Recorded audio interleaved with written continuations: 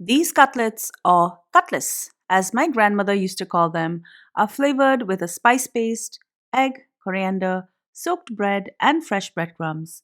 And they are reminiscent of the ones my grandmother used to make. These are formed into patties, dipped into breadcrumbs, and shallow fried.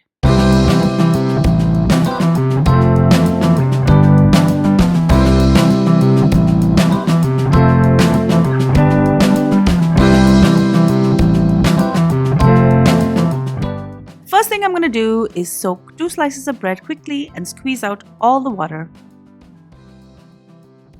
To make the spice paste, start with 8 cloves, 2 teaspoons of black peppercorns, and 6 half-inch sticks of cinnamon. I also have 6 cardamoms. Grind this together.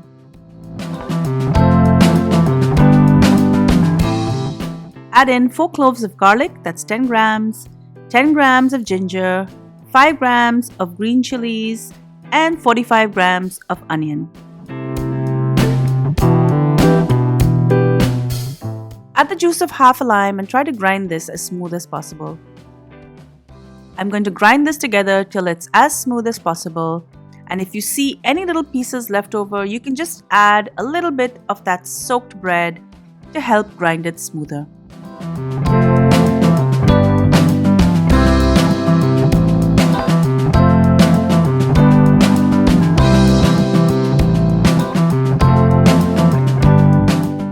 I have 500 grams of medium ground beef here. I'm going to add salt to taste, all of the spice paste, add 1 egg, a quarter cup of chopped coriander, and the rest of the soaked bread.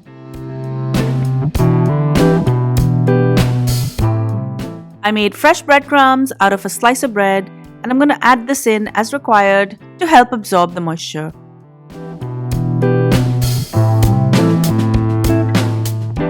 Mix this well together, adding in the breadcrumbs as needed.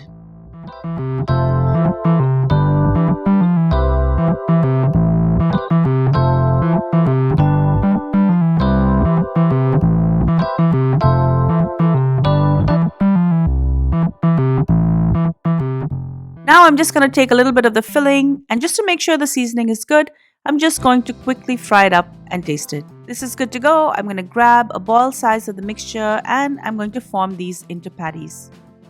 You can make them round. I've made them oval since that's how my grandma used to make them. Dip each cutlet into breadcrumbs and shallow fry it in hot oil.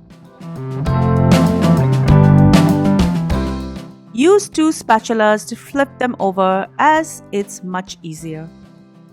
While frying, you can reduce the temperature of the oil if it's too hot.